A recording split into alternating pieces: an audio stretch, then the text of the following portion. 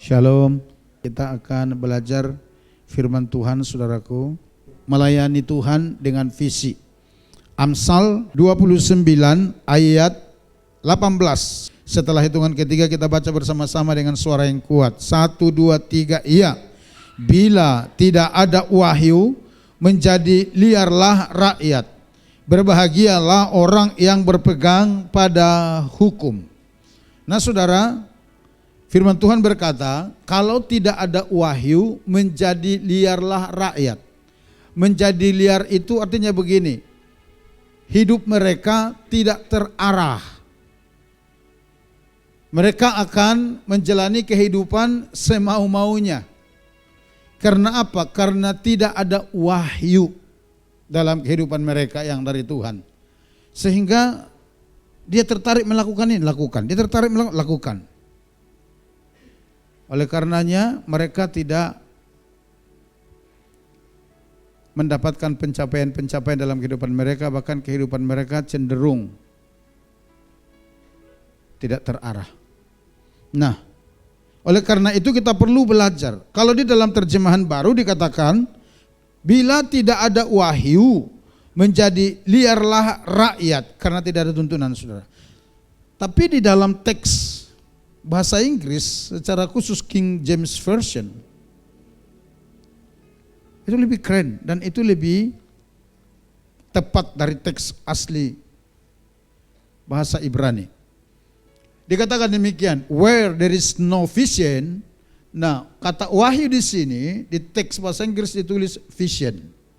Dan ini sebenarnya lebih tepat. Karena di dalam teks Ibrani kata vision ini ditulis dengan kata kazon. Itu memang benar artinya vision, visi. Nah, the people perish, but he that keepeth the law, happy is he. Nah, ini pun sebenarnya lebih tepat King James menerjemahkannya tentang, kalau di sini dikatakan liarlah rakyat, tidak terarah. Di sini dikatakan perish, sebenarnya artinya itu binasa. Kalau dalam teks Ibrani itu kata dasarnya ditulis dengan kata parah, memang parah, saudara. Jadi dikatakan kalau tidak ada visi, maka rakyat akan menjadi parah, menjadi binasa, hidup semau-maunya. Karena apa? Karena tidak ada arahan. Tapi dikatakan, berbahagialah orang yang berpegang pada hukum. Hukum apa yang dimaksud? Hukum yang sesuai dengan visi itu. Ketika orang berpegang kepada aturan yang sesuai dengan visi itu, maka dikatakan mereka berbahagia. Kenapa? Karena mereka akan sampai kepada tujuan, kepada visi tersebut. Nah, sekarang kita lihat apa itu yang dimaksud visi. Ini sama dari terjemahan bahasa Inggrisnya juga sama. Saya ambil dari Kamus Besar Bahasa Indonesia. Dikatakan visi, kemampuan untuk melihat pada inti persoalan, itu adalah visi. Jadi kemampuan kita atau kemampuan seseorang untuk melihat pada inti persoalan tersebut. Sekalipun mungkin belum kelihatan secara materi, tapi kita bisa melihatnya.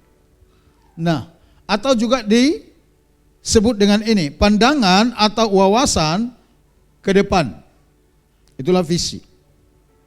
Pandangan atau wawasan ke depan. Nah, secara sederhana kalau dirumuskan, visi itu akan menjadi seperti ini. Sesuatu yang kita lihat, yang akan kita tuju, atau yang akan kita capai di depan, atau kemudian hari, itulah visi. Jadi kalau ditanya apa itu visi, adalah sesuatu yang kita lihat di depan, adalah sesuatu yang akan kita tuju atau yang akan kita capai di depan, di kemudian hari. Bukan sekarang, tapi di kemudian hari, di mana harus melewati proses-proses. Itulah visi Bapak Ibu. Dan saya mau katakan, ini penting sekali bagi pelayanan kita. Penting sekali kita melayani Tuhan dengan visi yang dari Tuhan. Bahkan kalau bisa saya katakan, ketika saudara berumah tangga, saudara juga perlu membuat visi daripada keluarga saudara. Supaya keluarga saudara itu terarah di dalam Tuhan. Supaya keluarga saudara itu terpimpin di dalam Tuhan. Ada sesuatu yang mau dicapai. Contohnya mungkin menjadi keluarga bahagia. Jadi yang mau dicapai itu menjadikan keluarga itu menjadi keluarga bahagia. Karena visi itu sifatnya di depan, itu sebabnya visi itu harus selalu menjadi atau to be. Saudara. Itu visi. Karena belum terjadi. Oleh karenanya akan selalu menjadi to be. Itu yang disebut dengan visi. Next. Nah, untuk mencapai visi diperlukan misi. Pertanyaannya, apa itu misi? Menurut Kamus Besar Bahasa Indonesia, misi itu diartikan utusan yang dikirim untuk melakukan tugas khusus. Kalau di dalam sebuah negara dikatakan mereka mengutus misi-misi mereka ke negara tertentu, nah itu disebut misi. Mengirim utusan-utusan, itu disebut misi. Untuk melakukan sebuah tugas khusus, bukan sembarang tugas. Bukan tugas umum, di mana sebuah orang bisa melakukannya, bukan. Tapi tugas itu khusus, spesifik. Nah, atau juga bisa juga diartikan sebagai tugas yang dikerjakan untuk tujuan tertentu. Jadi jelas tujuan tertentu, bukan tujuan serampangan, bukan. Tapi misi itu adalah tugas yang dikerjakan untuk tujuan tertentu. Dalam kaitannya dengan visi, misi adalah kegiatan yang dilakukan untuk mencapai visi. Dalam visi itu kan tujuannya jelas Bapak Ibu, apa yang mau dicapai. Nah, jadi misinya itu adalah kegiatan yang dilakukan untuk mencapai visi itu tadi.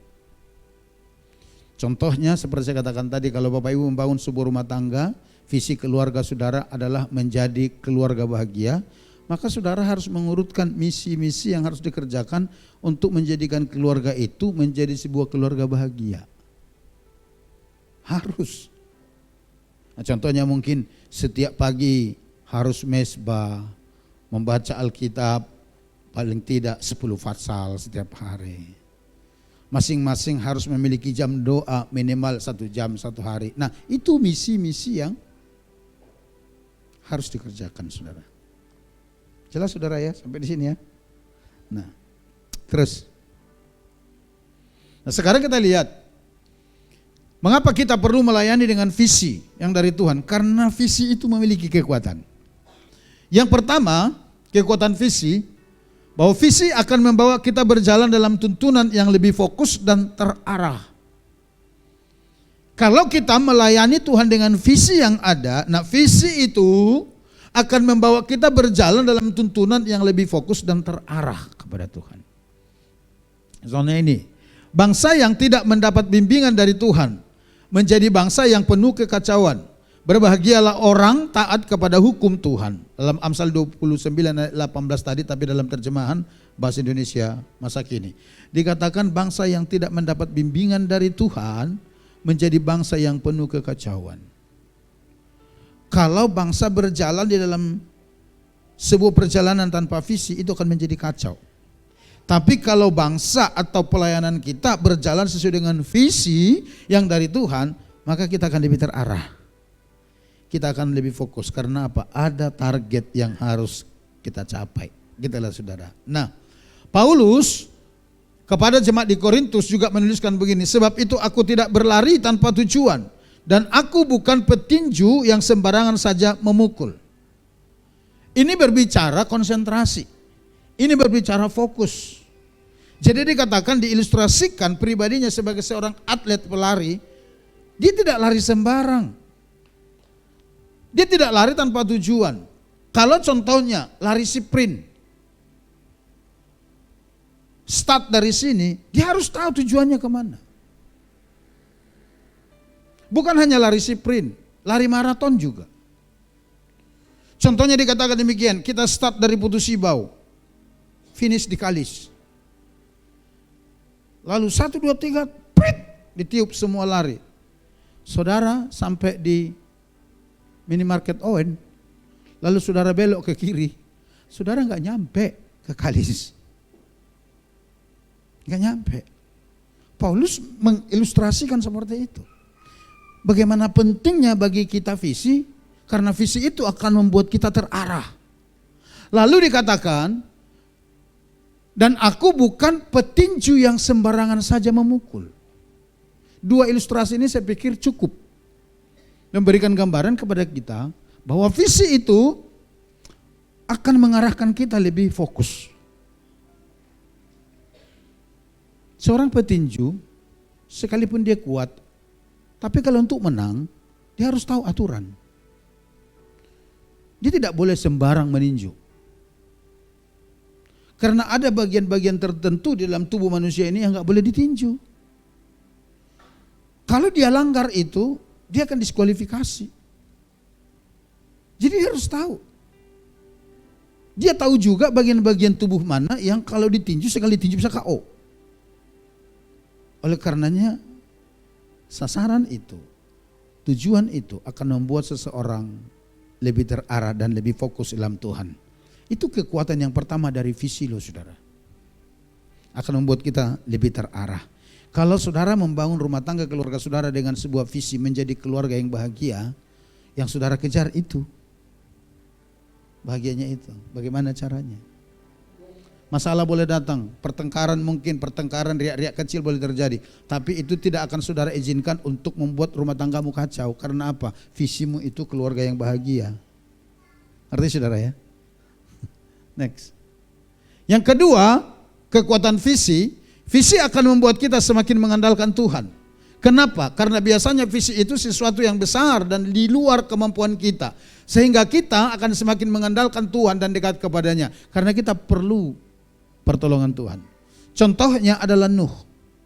Ketika Nuh menerima visi daripada Tuhan untuk membangun bahtera, ukurannya itu 300 hasta panjangnya, itu kurang lebih 150 meter. Kemudian lebarnya itu 50 hasta, kurang lebih 25 meter. Tingginya 30 hasta, kurang lebih 15 meter. Dan Tuhan suruh itu dikerjakan oleh keluarga kecil Nuh. Bukan Musa, Nuh. Kenapa saya katakan keluarga kecil? Karena Alkitab mencatat Nuh dan istrinya, 3 orang anaknya, Sem, Ham dan Yafet. Lalu 3 orang istri anak-anak, cucu belum dicatat. Saya nggak tahu apakah waktu memberikan visi itu orang-orang ini masih pengantin baru, saya nggak tahu. Atau belum dikaruniai anak. Sehingga cucu nggak dicatat di sana. Jadi hanya 8 orang ini saja Tuhan beri visi untuk mengerjakan sebuah proyek Tuhan, kapal besar yang ukurannya panjangnya 150 meter, lebarnya 25 meter, tingginya 15 meter. Bagaimana itu bisa dikerjakan oleh 8 orang, 4 laki-laki, 4 perempuan? Teknologi belum secanggih sekarang. Dan Nuh tahu itu. Oleh karenanya Nuh itu selalu mendekatkan diri kepada Tuhan, mengandalkan Tuhan. Kalau Bapak Ibu baca di Kejadian pasal ke-6, Bapak Ibu akan temukan di sana. Bahwa dikatakan Nuh itu adalah orang yang bergaul karib dengan Tuhan. Nuh adalah orang yang bergaul karib, orang yang intim dengan Tuhan. Karena apa? Nuh itu butuh petunjuk Tuhan. Dia perlu kekuatan dari Tuhan. Karena dia tahu tanpa Tuhan mustahil mengerjakan itu. Tempat pengerjaannya bukit lagi. Kenapa di bukit? Karena memang bahan bakunya ada di sana untuk membangun kapal itu. Oleh karenanya orang di sekeliling mereka mengolok-olok mereka. Karena mereka berkata, apa yang dilakukan oleh Nuh dan sekeluarga ini? Masa bangun kapal sebesar itu di atas bukit? Bagaimana caranya nanti membawa itu ke pantai? Saya percaya waktu itu Nuh juga bingung saudara. Oleh karenanya dia terus mendekatkan diri kepada Tuhan. Karena dia perlu sesuatu yang ilahi dari Tuhan untuk menyelesaikan atau mencapai visi itu. Tapi saya mau katakan kekuatan yang kedua dari visi.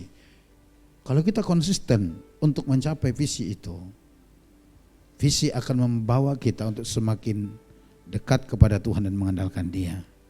Kecuali kita nggak punya visi, sehingga udahlah terserah gimana gitu lah saudara. Nah yang ketiga, visi yang jelas akan membuat kita lebih bergairah dan bersemangat. Kenapa? Karena ada target. Kenapa? Karena ada sasaran. Kenapa? Karena ada sesuatu yang kita pandang di depan sana. Itu akan membuat kita bergairah. Coba kalau tidak ada target kita. Wah, saya makanya kadang-kadang sama anak youth ini, saya agak cerewet ini. Karena saya tanya, cita-cita mau jadi apa nanti? Visimu apa? Entah. Saudara tahu enggak? Ketika engkau berkata entah, itu artinya lulus atau tidak lulus sama aja. Punya target atau tidak sama aja. Kalian kuliah, yang penting kuliah. Tapi enggak ada target. Tapi coba kalau ditanya, visimu apa? Oh, saya mau jadi ini. Sekian tahun saya akan menjadi ini. Saya mau jadi dokter. Ya persiapkan misimu untuk menjadi dokter itu. Ya salah satunya kau harus belajar bahasa Inggris. Jangan mau jadi dokter taunya bahasa hanya nuan kula, kia gitu, kinun. Enggak ada masalahnya itu di situ. Ngerti enggak saudara? Tapi ketika kalian berkata entah, ya belajar pun yang bahasa pun yang kalian pelajari, ya paling ya itu dia. Kia gitu, kinun, kula, nuan. Ya kan? Paling hanya itu. Paling banter, piye kabare, nganu apa segala macam. Paling banter itu. Karena apa? Apa targetmu? Entah.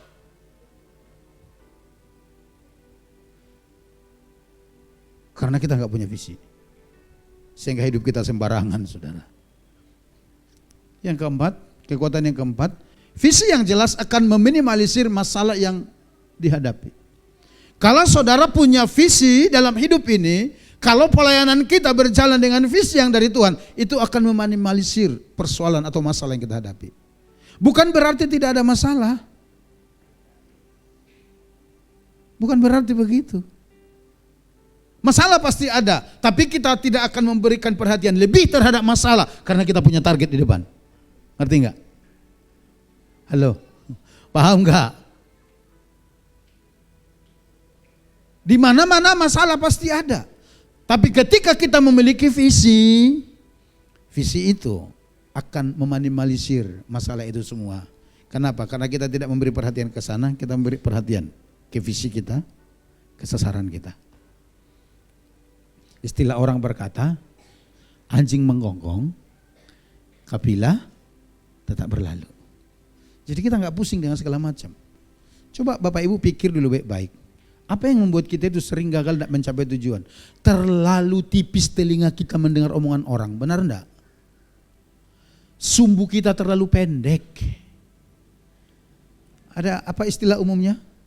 Bagi orang yang salah, pendek tongkeng. Ya kan?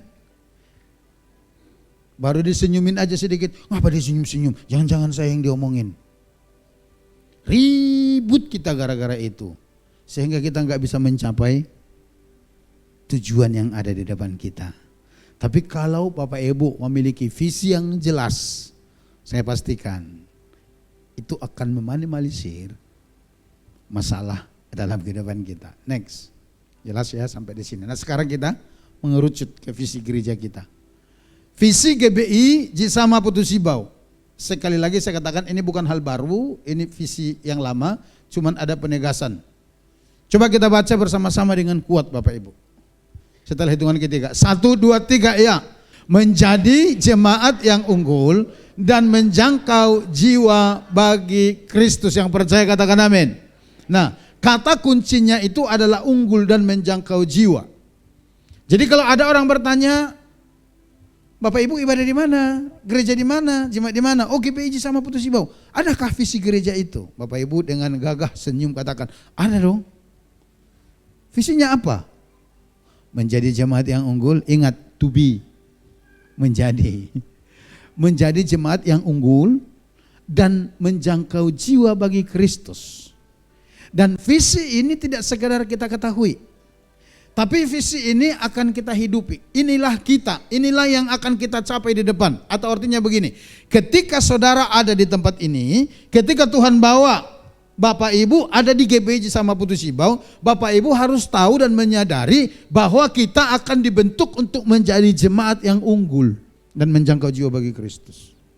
Harus tahu itu. Nah Bapak Ibu, apa itu kata unggul? Coba kita lihat dulu.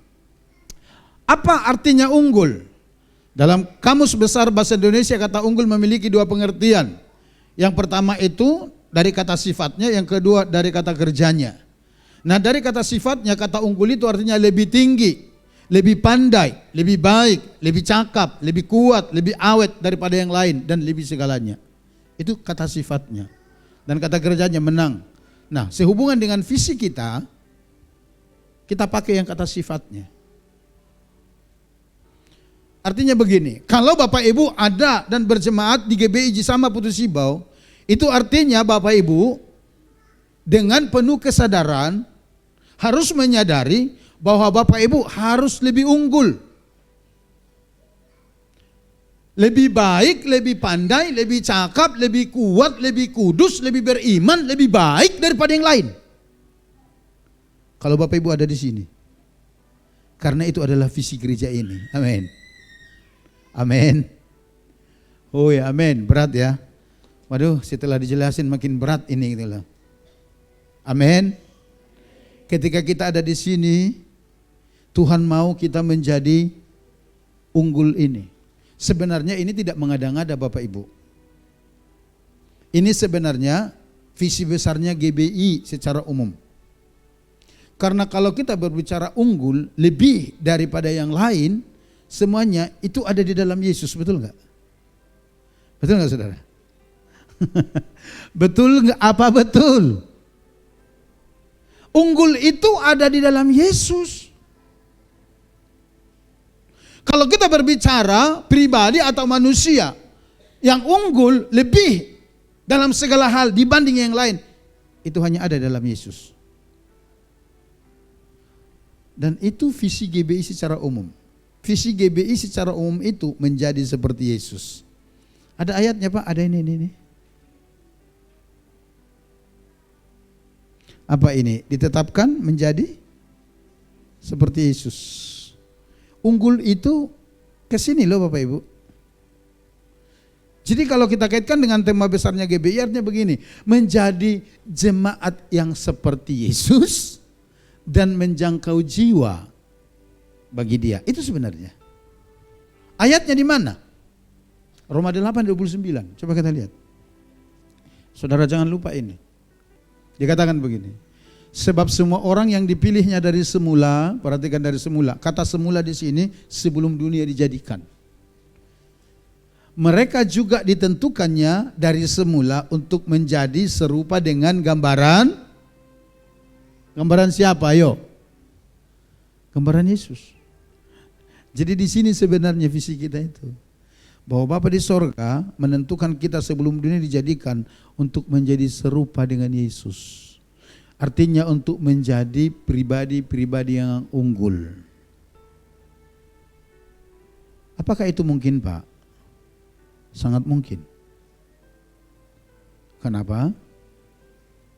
Di tanggal 29 Desember, di minggu terakhir di bulan Desember, ketika saya sampaikan firman, kan di situ Yesus sebagai terang yang sesungguhnya, ketika dia datang ke dunia, dia membawa perubahan dalam hidup kita. Perubahan yang pertama itu perubahan status. Dijadikan kita menjadi anak-anak Allah. Yang kedua, kita memiliki rohnya. Dimateraikan di hati kita, amin. Yang ketiga, kita menjadi ahli waris kerajaan surga. Ketika saudara percaya kepada Yesus, bibit atau benih unggul ada di dalam setiap diri kita. Apa itu? Rohnya. Sehingga dalam Galatia dan kitab Roma dikatakan, oleh roh itu kita memanggil dia ya Aba ya Bapa. Roh itu bersaksi dengan roh kita yang mengatakan bahwa kita adalah anak Allah dan kita memanggil Tuhan itu sebagai Bapa kita. Karena apa? Ada rohnya di dalam kita. Itulah benih unggul itu. Jadi ketika saudara dan saya, ketika kita semua menjadi orang percaya di dalam Yesus, engkau bukan orang biasa.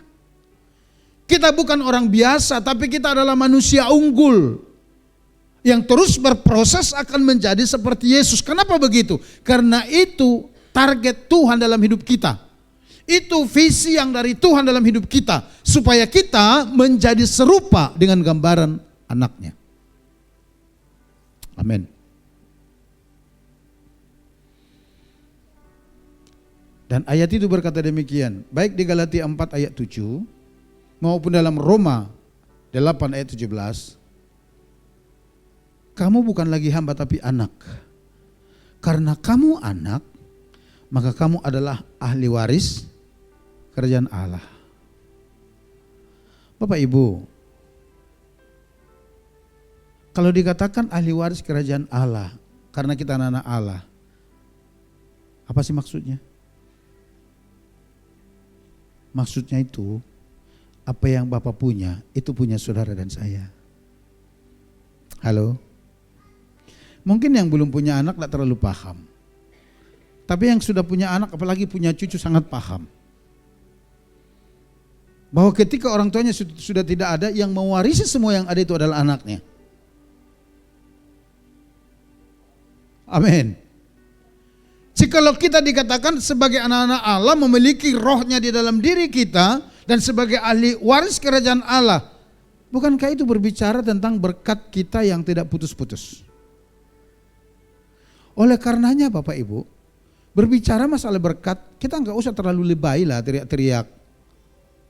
Dan saya tidak bicarakan itu terlalu banyak. Tuhan berkati saya, Tuhan berkati. Tuhan bilang begini, nah ini semua yang ada milikmu. Ini semua yang ada kepunyaanmu. Tapi pertanyaannya, adakah engkau menjadi seperti Yesus? Halo? Adakah engkau menjadi manusia yang unggul? Menjadi jemaat yang unggul? Dan membawa jiwa kepada Kristus? Itu yang Tuhan mau dari kita. Ketika kita menjadi jemaat yang unggul, dengar baik. Saudara enggak perlu berlaku seperti pengemis datang kepada Bapamu yang di sorga. Berkat yang Bapa sediakan itu akan sampai dalam dirimu. Itu kita. Jelas saudara ya? Jelas ya? Next. Sebagai orang percaya yang direncanakan Tuhan ada dan menjadi jemaat di GBI Jisama Putus Sibau. Artinya begini, saya terlalu yakin kalau saudara ada di sini, itu tidak kebetulan. Tapi Tuhan yang merencanakan. Betul enggak? Betul saudara? Hui. Saudara menyadarilah, kalau Bapak Ibu ada di gereja ini, saya percaya itu tidak secara kebetulan. Tapi Tuhan yang merencanakannya. Nah untuk itu, kita harus menjadi pribadi yang lebih unggul daripada yang lain untuk menjangkau jiwa bagi Kristus.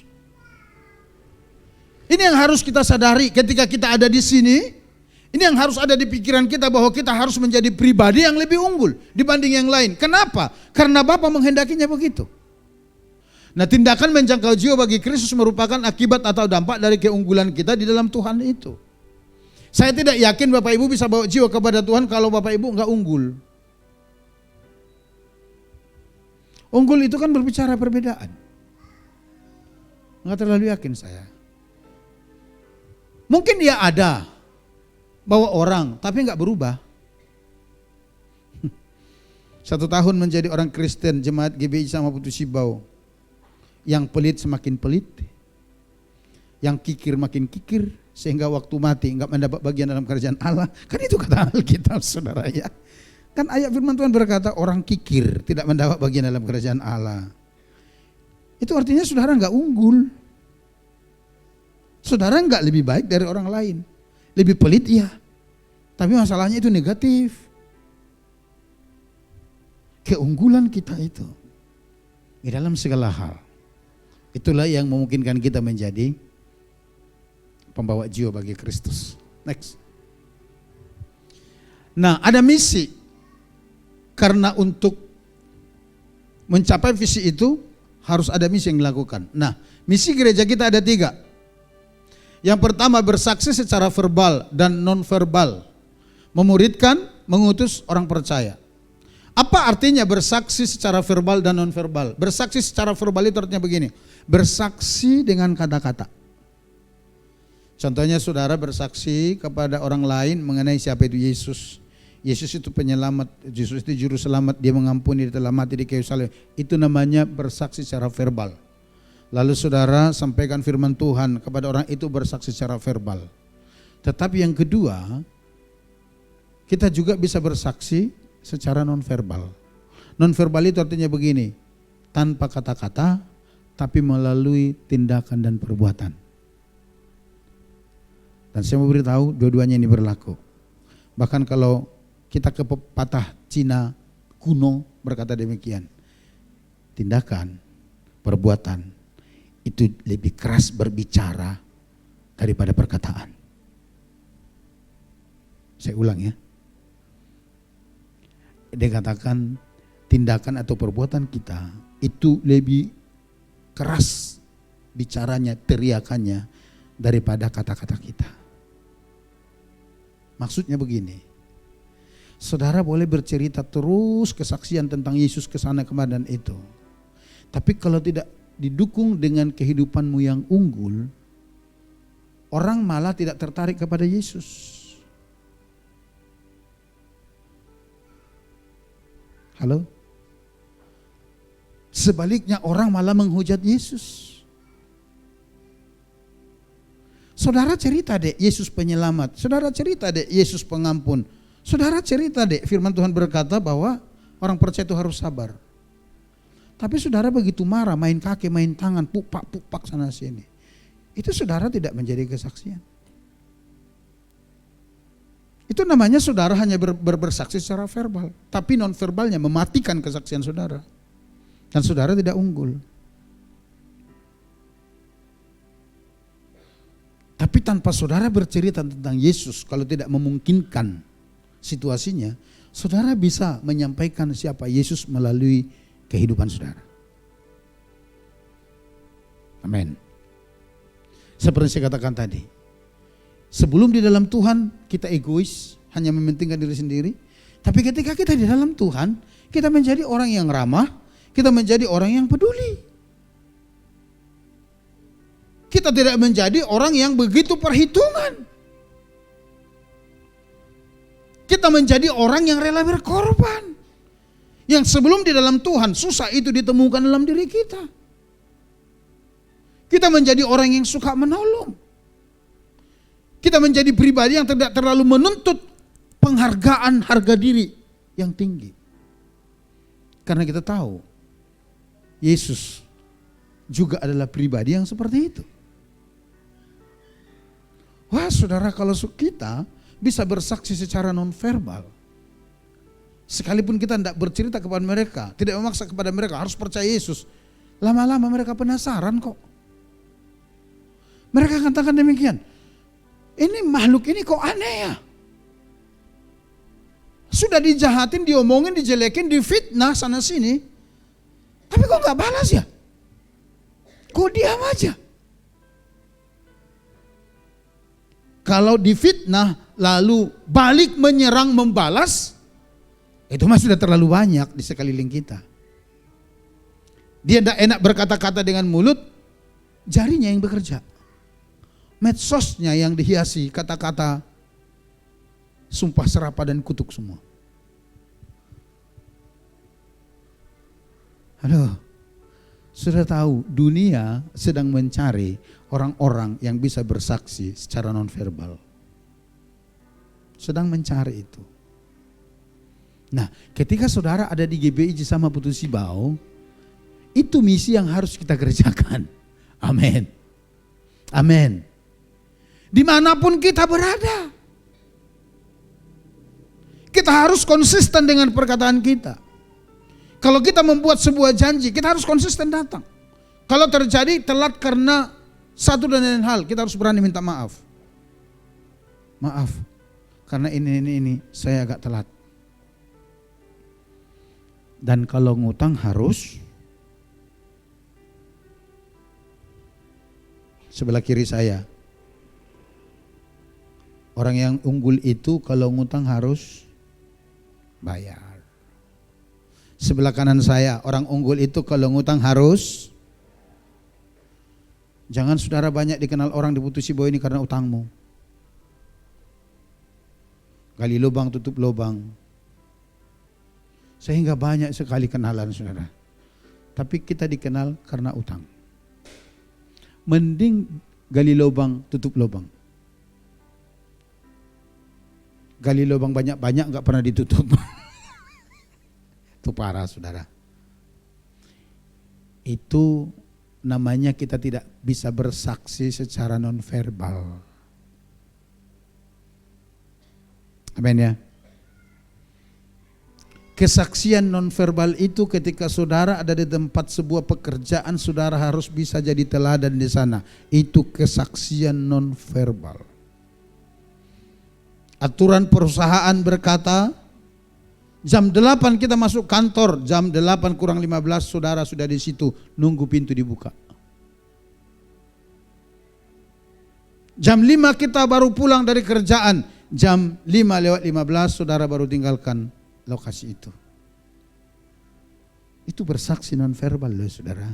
Dan itu yang dilakukan oleh Daniel.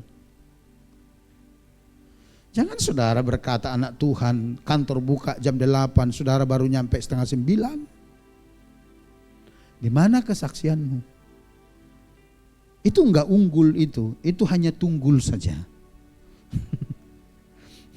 Iya. Jelas saudara ya. Kemudian kita harus memuridkan. Kenapa perlu memuridkan? Untuk mengajar orang percaya.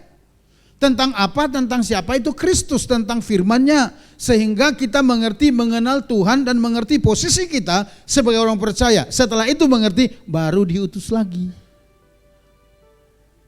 Untuk apa? Menjangkau jiwa bagi Kristus. Jadi ini harus kita lakukan, saudara. Inilah misi yang harus kita kerjakan. Nanti ke depan kita akan bentuk kelas-kelas untuk mengajar. Kenapa Bapak Ibu? Karena orang percaya kepada Yesus itu enggak cukup hanya percaya. Dengar baik-baik. Orang percaya itu enggak cukup hanya percaya kepada Yesus. Masa iya Pak? Iya. Coba kita lihat ayat ini ya. Tolong pelajari baik-baik. Efesus pasal 4 ayat 11 sampai ayat yang ke-15. Bapak Ibu perhatikan ini.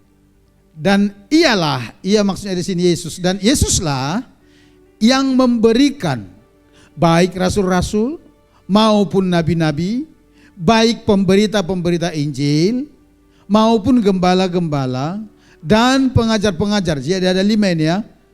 Yesus memberikan kepada gerejanya rasul, nabi, penginjil, gembala dan juga guru atau pengajar. Untuk apa? Coba Yesus berikan itu kepada gereja. 12.